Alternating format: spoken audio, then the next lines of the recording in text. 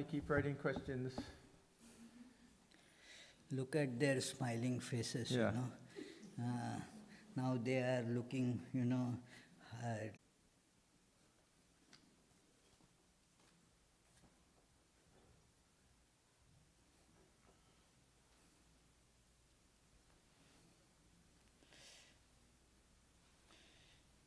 What, Vitthal, did you write a question? Huh? No?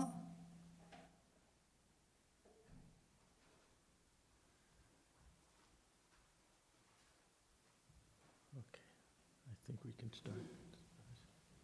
Okay, first question. As I gather from today's session, knowledge on many things lead to ignorance.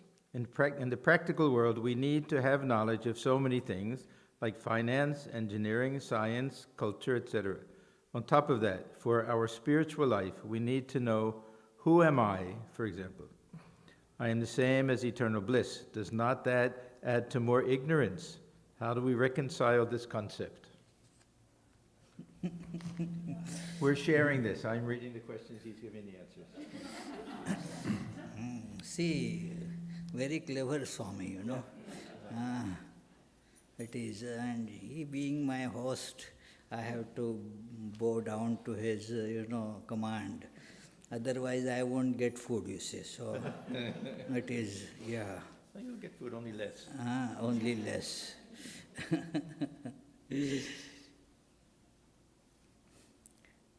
You don't need knowledge of so many things if you get the knowledge of one. It contains all the knowledge of whatever medicine and science and technology and whatever you think, that is all contained in it. You don't need it. It is again an ignorance that we need that also. That knowledge of variety, so many things, is not harmful provided we have the knowledge of one also. Then that knowledge of multiplicity doesn't hurt us. It is, let me give a beautiful analogy Sri Ramakrishna gives, that suppose I ask Ulka, hey Ulka, if I give you $0, would you be happy to take that? The answer is no, Swami, I don't need $0. Suppose I give two $0, 10 $0, no, I don't want any of that. But if I put one before the zero, then, oh Swami, put more zeros and give me. Yeah, if that one is put, then all the zeros have value. Otherwise the zeros of this so-called knowledge, it doesn't help. But if you put the knowledge of the one without second, then all others, they come into picture, they can help. It is, but remember, the value is imparted by one. That is why Jesus says that ye first seek the kingdom of God. Everything else shall be added unto it. If you say that, okay, let me first seek everything and then add the knowledge of God to it, that will never ever happen. Because these zeros, they have no beginning, no end, you can keep on adding. It doesn't really add up to anything. See, that is actually tomorrow's topic, that practical. It is. So, practical thing is that by which our life becomes meaningful. Getting more bondage, is it practical or not? is it good to do that or not? One has to ask this question, It is, this is all very practical. It is, I have not seen more practical person than Holy Mother. Tremendously practical. And why she had this one? Then nothing else gets neglected. Everything has its place then. Otherwise, keep on collecting the zeros. It is that Anubhavananji was given the topic, that practice of Vedanta in this modern age. So he said, what is modern? Thousands of years ago also people used to eat through mouth. And now also, now do they put the food in the ear? It is what has changed. They used to walk on feet. Now also they walk on feet. What has really changed? Nothing cardinally has changed at all. Only some superficial things have changed.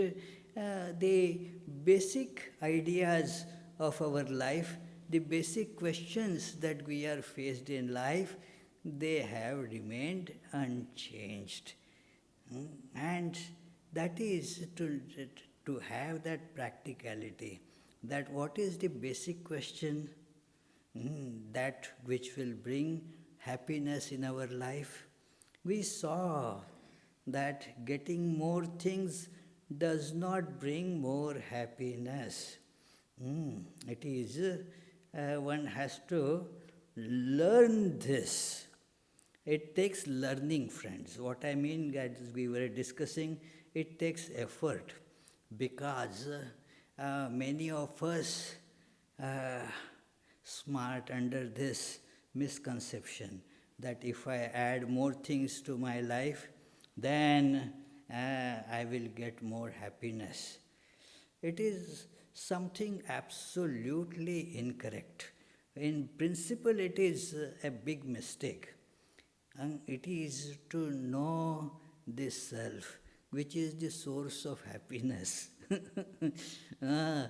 All the things, they themselves are never conducive to happiness. One must remember that. So why call that practical and real? It is, I still remember one a nice, hard-working lady working in that financial sector in New York. You know so how stressful that job is. So she, after one such lecture, she asked me this question. Now they have a question to be asked, So asked the question, Swami, all those things that you are telling about, they do not work in the real world.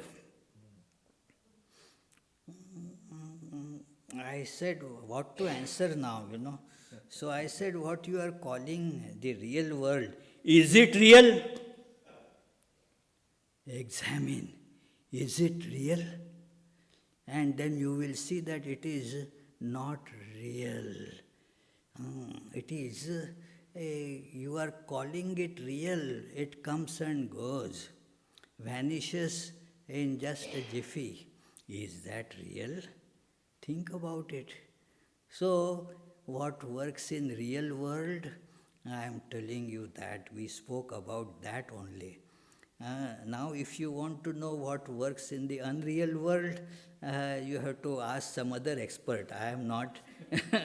But what works in the real world, we discussed in this class. So this is the real world. So thank you for the nice question. I don't know if I have answered it, but these are my thoughts on that. I think the one who wrote it left. The one who wrote it left. I think. Left? The one who asked the question.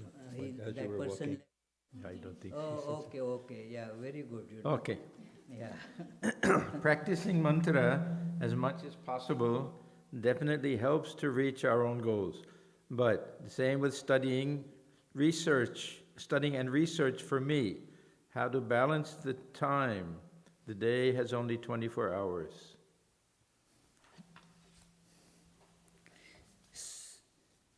The principle of spiritual practice that we discussed, it says that the spiritual practice is a 24/7 thing.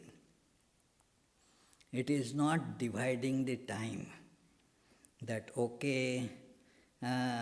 75% or 80% or 90% time is required for my business, my family cares, and my other activities, my involvement in the community, my giving parties and so forth. That takes 90% or more time.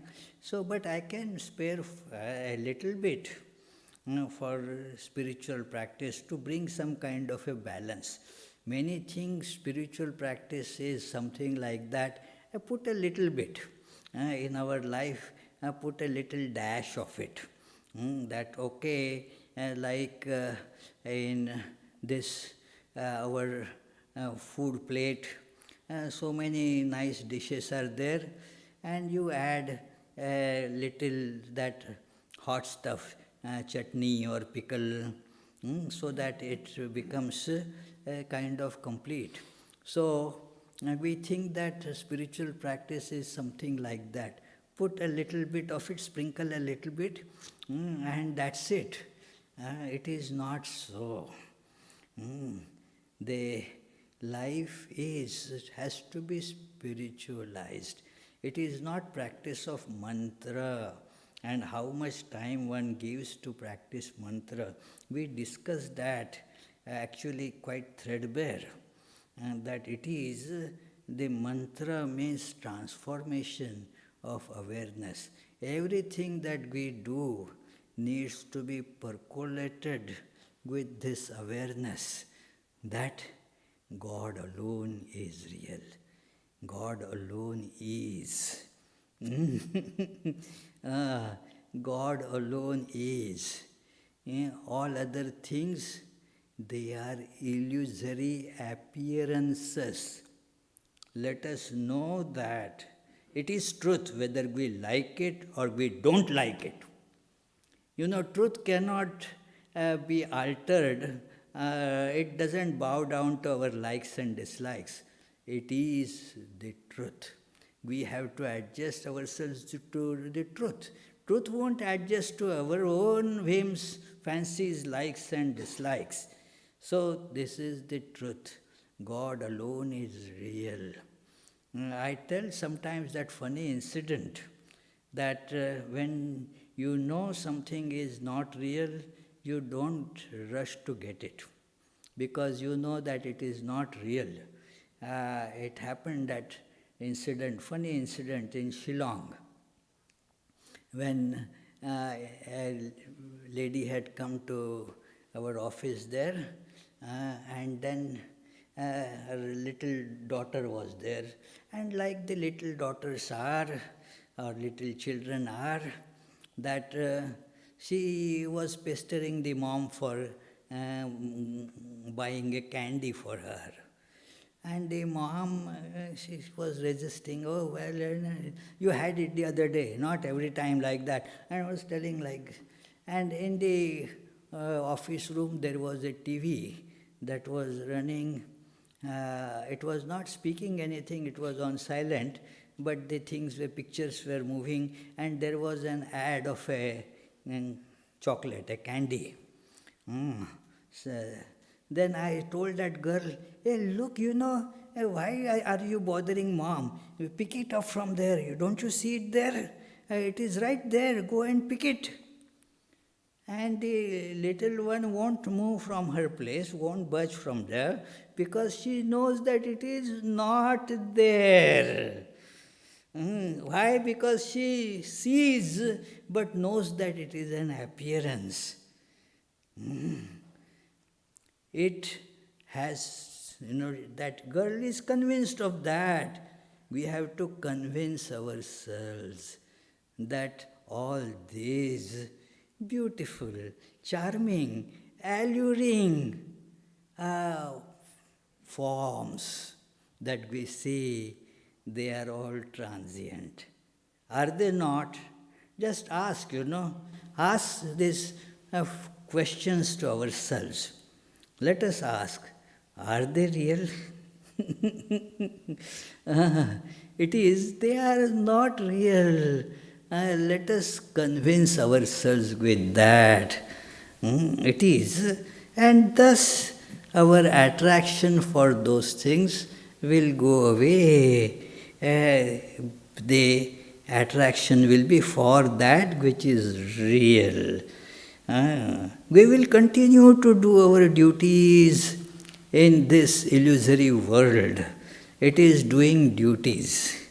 It is like Sri Ramakrishna gave that great analogy, that be like a nanny. Like a nanny does all the work for the little ones, but knows that they are not her children. There is no I and mine involved in that. Probably therefore takes much better care of the children than the parents can. Because parents, they have their own ideas about children. Somebody was telling me just now, a little while ago, that I want to bring this great dream to my child. My child should get this dream ahead. So I told, let that child have his own dream. Why you want to impose your dreams on your child? It is because I think it is my child. A superstition, It is not my child at all. Is it my child? No. We repeat that mantra always. Tvameva mata cha pita tvameva, tvameva bandhuscha sakha tvameva, tvameva vidya dravinam tvameva, tvameva sarvam mama deva deva. Thou alone art the mother, thou alone art the father.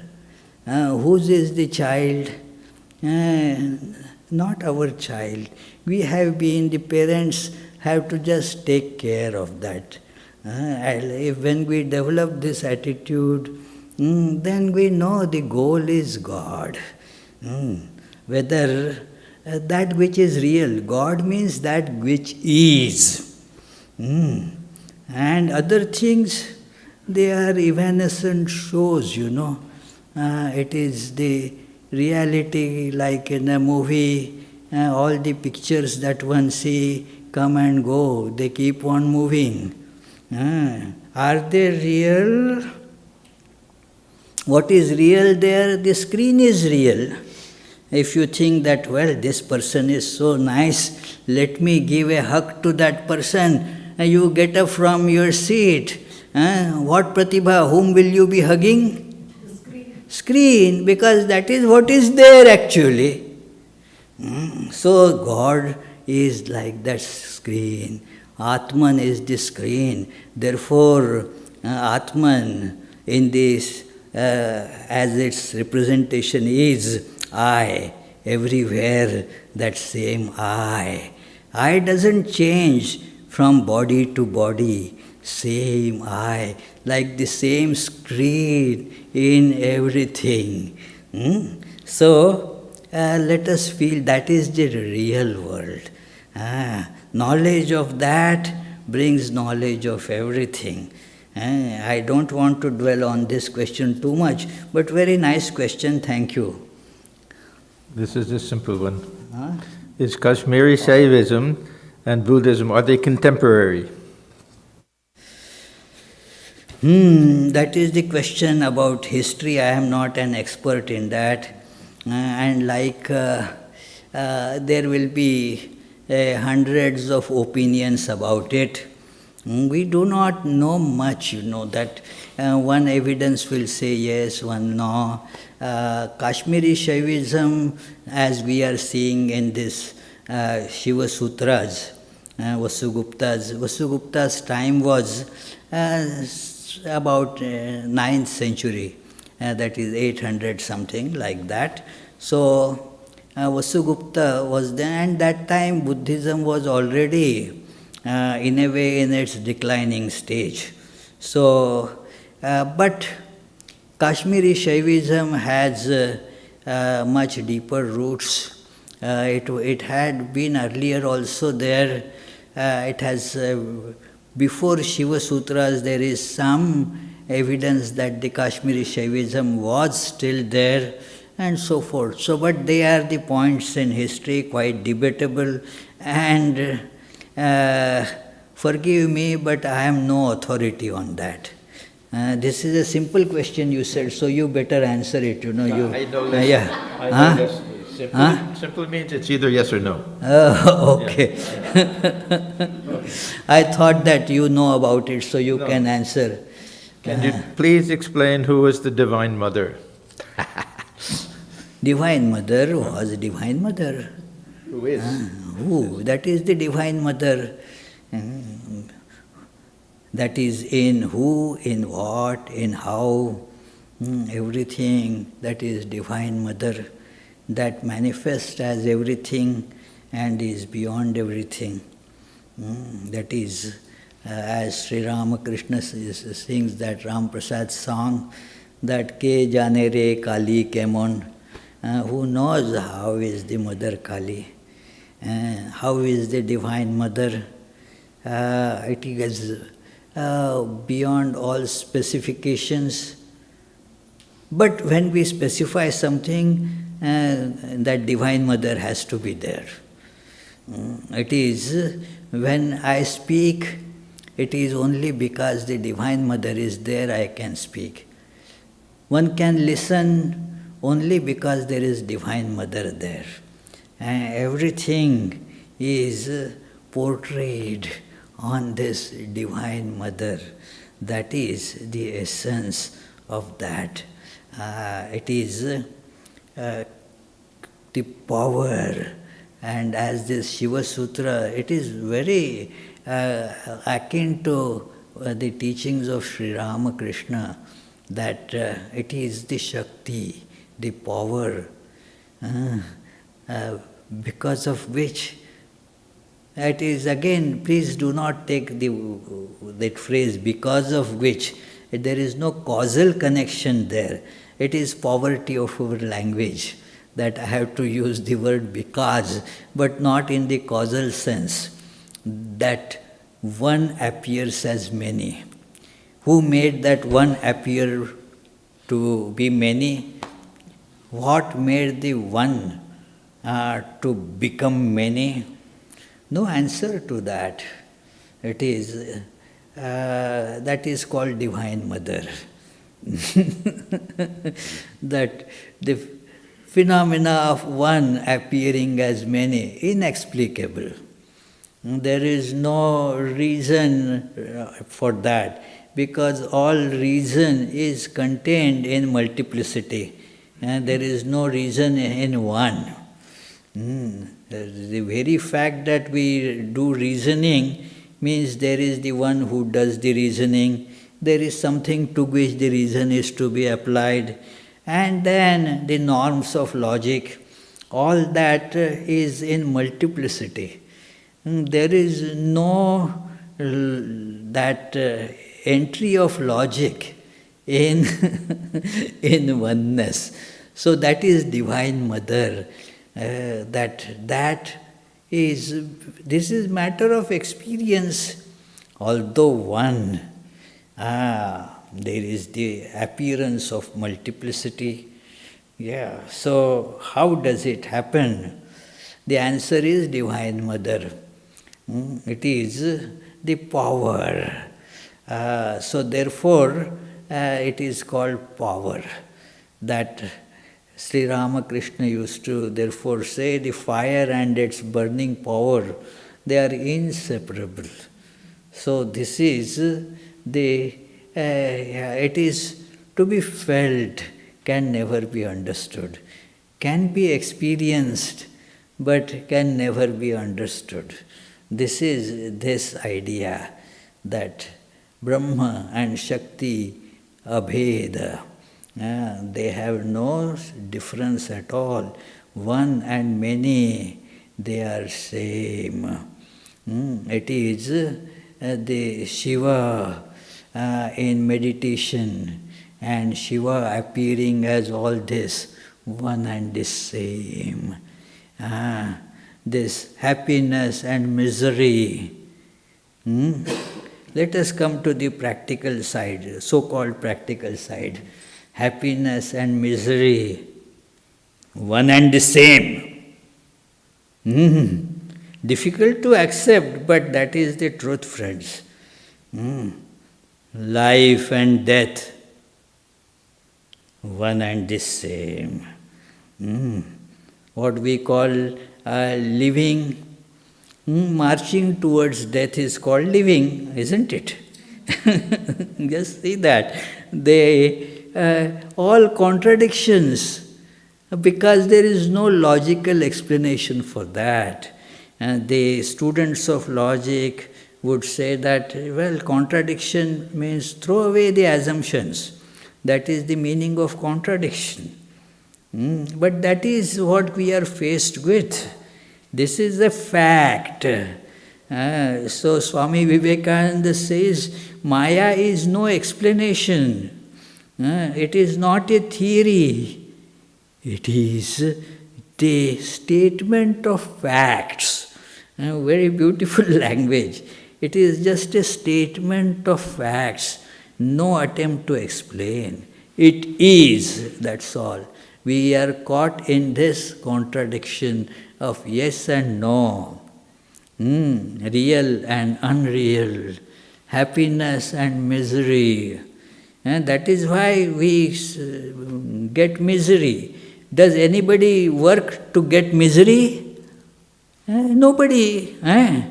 Nobody says that, oh, I am working because I am lack of misery, let me get more misery. Nobody does like that. Everybody works to get more happiness. But what we end up getting is called misery. That is how it is. That contradiction. Go for happiness, you get misery. Go for living, you get death. Go for knowledge, you get ignorance. That is what is Divine Mother. Jai Ma, Jai Ma.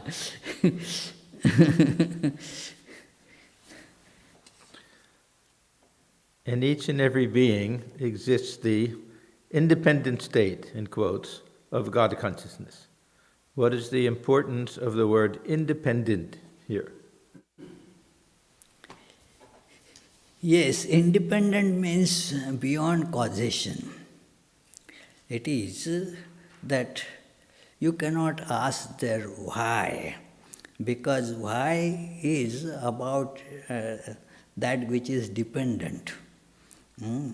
That which is independent, the Shiva, therefore cannot be asked how, why, because that is independent. And this is a very special, feature of this system of Tantra, that Swatantriya. And the Sanskrit word is Swatantriya, that it is an independent principle. It is, if God is being, guided by my likes and dislikes, then will that be God? What? The Vitthal would have said before a few years, why does God not make that team? Packers win the Super Bowl. God must do that, if that is not. So then who is the dictator of God? This Vitthal is the dictator of God. And so God is no God. Why did God happen, let it happen? Well, it is the freedom of God. God is not subject to your whims and fancies. This is that nature of Shiva. Absolute freedom. And when one realizes this truth, one becomes absolutely free. Yeah, that is the meaning of this word, Swatantriya, independence. He doesn't observe the Independence Day. Why do we have to observe Independence Day? Because there was some political bondage, and then we got decided that we got independence.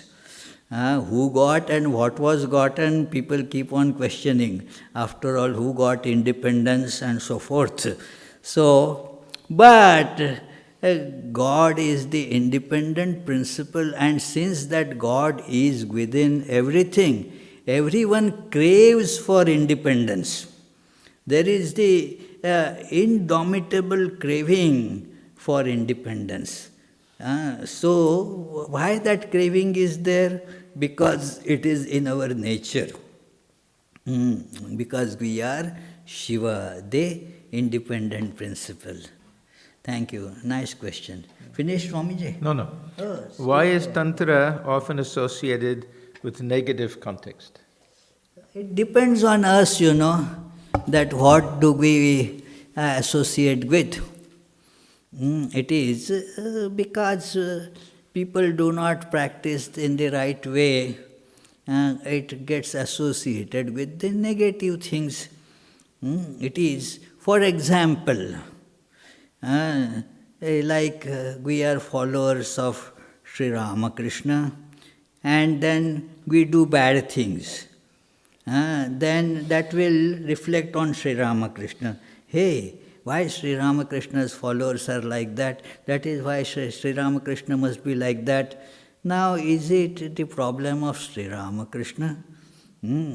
Tantra, the practitioners bring bad name to a discipline, because what happens is we want to fulfill our wishes. And then we and want to also be religious, so we somehow put our ideas into that religious thought and then practice that. Like people want to get addicted to that opium thing, bhang, that they drink bhang in the name of Shiva. And then they say Shiva used to drink that addictive drink. And so we drink because we are followers of Shiva.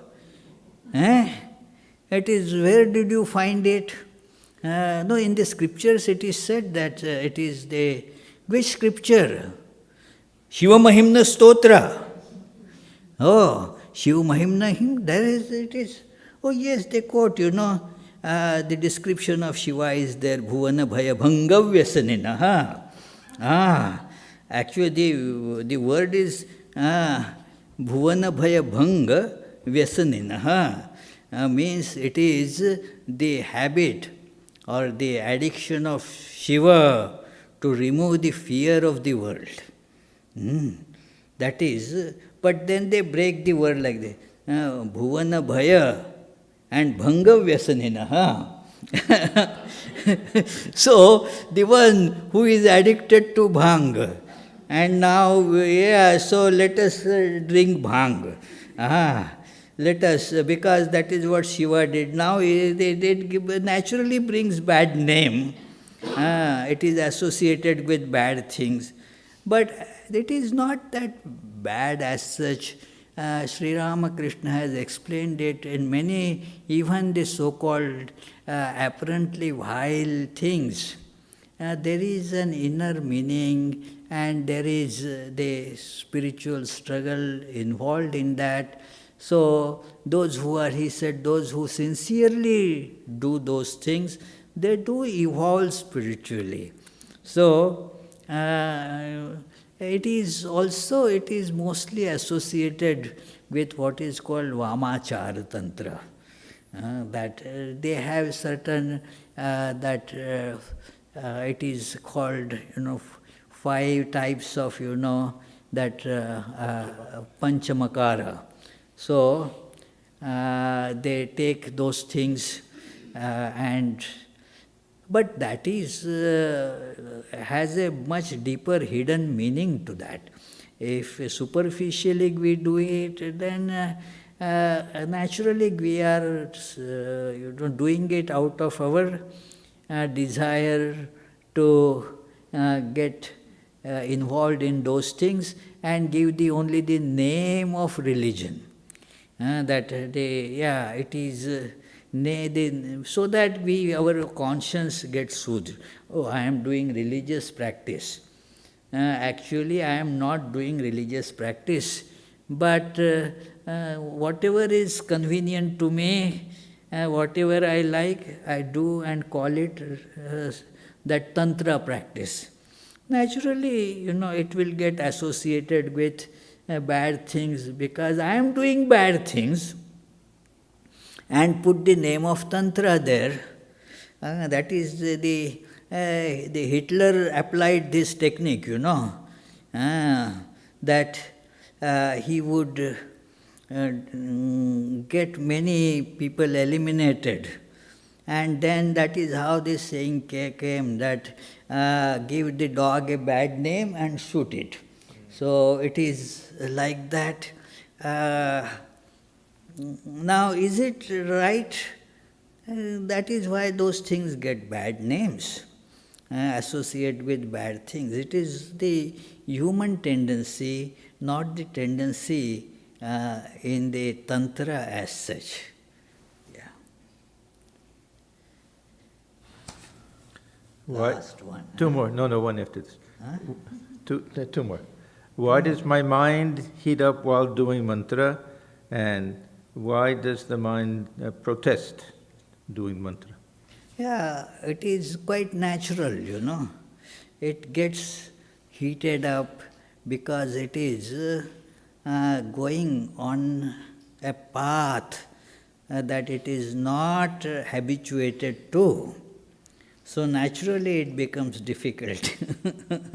And so it gets a bit heated up. But one must persist, It is, whatever one is not used to, our brain and mind has been only used to run after this so-called objects of enjoyment. And we never get tired about that. So it is, even if we get tired, then we sleep. And again, with renewed energy, again attack those things. And never getting tired, you see. So it is, but when you have to do mantra japa, now you are swimming against the current. Now you feel tiredness, because that is how the initial training of the mind is, that, go after these objects, and now you want to reverse it. Many of our Swamis, very highly evolved Swamis, teachers, they said, therefore spiritual life is reversing the brain chemistry. It has to be reversed. And so there will be some pain felt initially, but one has to go through that. There is no alternative, friends. There will be some headache, some such things. Well, as if otherwise we don't have headaches. We have headaches otherwise also. So this is the headache that we can take up to cure all headaches. I can guarantee, that if we persist relentlessly, don't give up, gradually that will be felt as such a soothing practice. It becomes much more, it elevates the mind to a new level. The mantra done in a proper way. And again, the teachers say, again, don't get stuck there. Go higher. Go still further. Don't stop till you realize the goal. Yeah. Done. No. Oh, still. This is a two-part question. Yours is that magician's box, bringing. Okay. It seems what we call absolute consciousness in Vedanta. The same thing is called Shiva in Shaivism. Both these absolutes are manifested in the real world as false. That means through Maya. If that is so, then why do we have some conflict between Advaita Vedanta and Shaivism? That's the first half. And then what is the difference of the role of Shakti in Vedanta and Shaivism? Well, both questions had been answered earlier. There is, in my talks I told there is no conflict at all between Vedanta and Shaivism.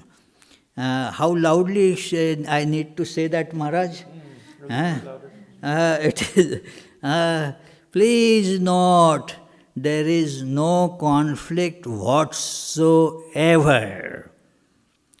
There are these different techniques. There is no conflict. It is Vedanta and this Kashmir Shaivism.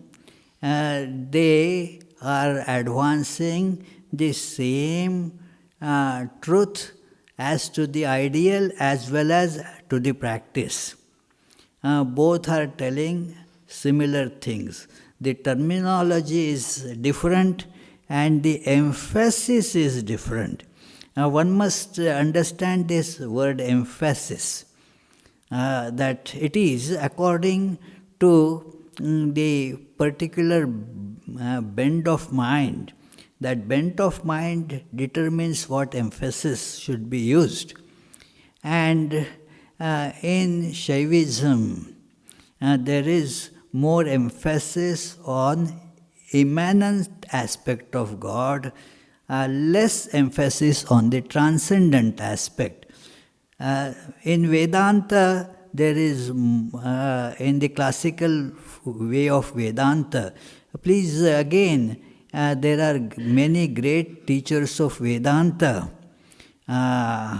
who have given more emphasis on immanence. So it is therefore, but it is understood that Shankaracharya speaks more about transcendence, not this aspect. But that is only the matter of, this kind of spiritual practice. Everywhere it is asserted that God alone is real, this self alone is real. In Vedanta as well as in Tantra. In Vedanta, for example, you read in the great Taittiriya Upanishad that everything is manifestation of self. Tasmad Tasmad Atmanah Akashas Sambhutah Akashad Vayu Ragni Agnirapah Adbhya Prithvi Prithivyam Oshadaya, so forth, all this creation as it were evolved as an expression of this self, Atman alone, is there manifesting in all these forms. So there is absolutely no contradiction, no conflict between Vedanta and Kashmiri Shaivism. Please note it down. Second thing is, what is the role of Shakti? What is the difference? What is the difference in the role of Shakti in Vedanta and Shaivism? Actually, again, there is not much of a difference. In Shvetashvatar Upanishad, it is described in the I think it is third mantra, that what is this cause of this whole universe? How it manifests? Devatma Shaktim Swagunair Nigudham. That it is this unspeakable, hidden power of the divine that is manifesting as this universe. It is in all Vedanta proper literature you will find this.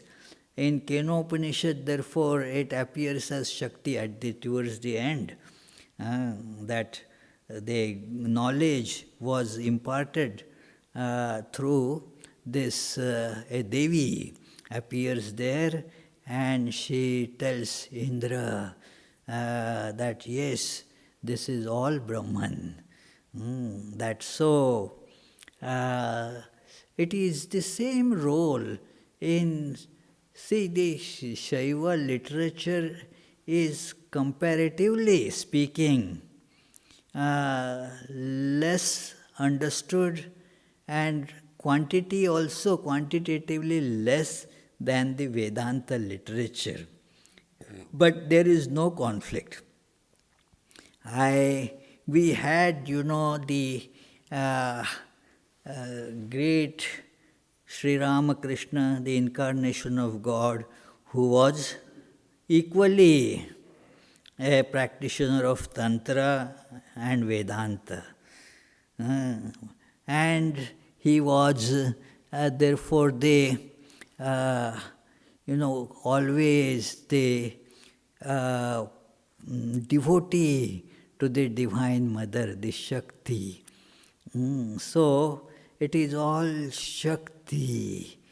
It is nobody, he would say, nobody has the power to transcend or go beyond the realm of Shakti in this relative world. Everything is in the power of that, that is Shakti. It is the domain of Shakti. So, there is again not much of a difference between the two. So, thank you friends again very much for your wonderful questions. I am a bit concerned always of questions, you see. It is difficult. That anecdote of Einstein, isn't it? That he was called to give lectures on relativity everywhere in the new days of relativity. So he was going from place to place here, give lectures. And then he had a driver who used to drive everywhere. And he also would go and sit in the lectures. And then he said, "Oh, I have memorized all what you say. I have attended that say, and what new thing is to be told?" Einstein would be giving similar lectures all the time. He said, "I have memorized all your lectures. I can also give lecture like that." So Einstein said, "Okay, let us have it like this. I am going to that university. Those people don't know me. They have not seen me. So you stand in my distinct stead, and then I will sit in the audience like your driver." So the arrangement was agreed upon, and this man started giving lecture, told everything, and then just to, ward off anybody asking question, he said, "It is so simple, I am sure none of you have any questions."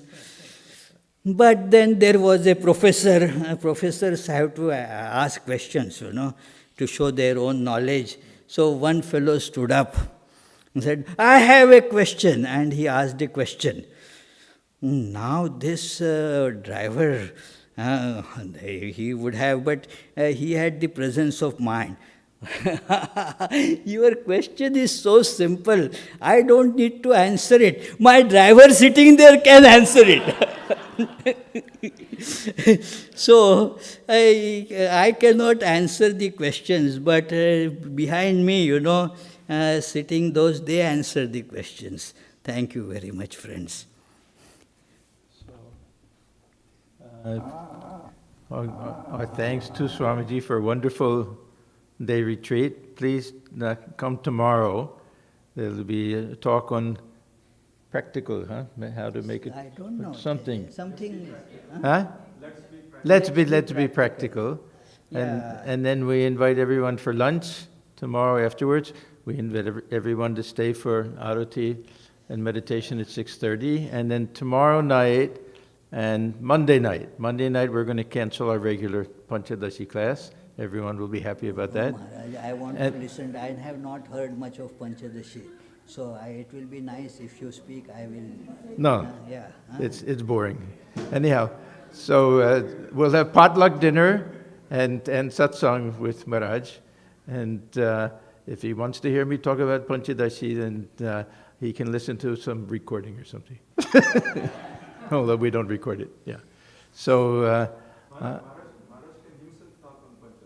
yeah, he can just give the Panchadashi No, class. Maharaj, no, I have No, he not doesn't want to. studied, Yeah. He is now putting me in hot soup. No, I'm not. I won't insist on that. Yeah, please. But anyhow, there'll be regular satsang, but we'll do something that'll be on Zoom, so the people who are used to Monday night class will at least have something. That'll be nice. Okay. So everyone is invited to that, and then so tomorrow night and Monday night we'll have satsang and potluck dinner. So everyone's welcome to come. Bring something. We'll all have dinner together. At some place, I remember Maharaj, it reminds me that when you said all are invited for lunch, somewhere similar announcement was made, but then the one who was the organizer said all are invited for lunch, not all, only those who attend the lecture. Yes. Yeah. Okay. Thank you, Maharaj.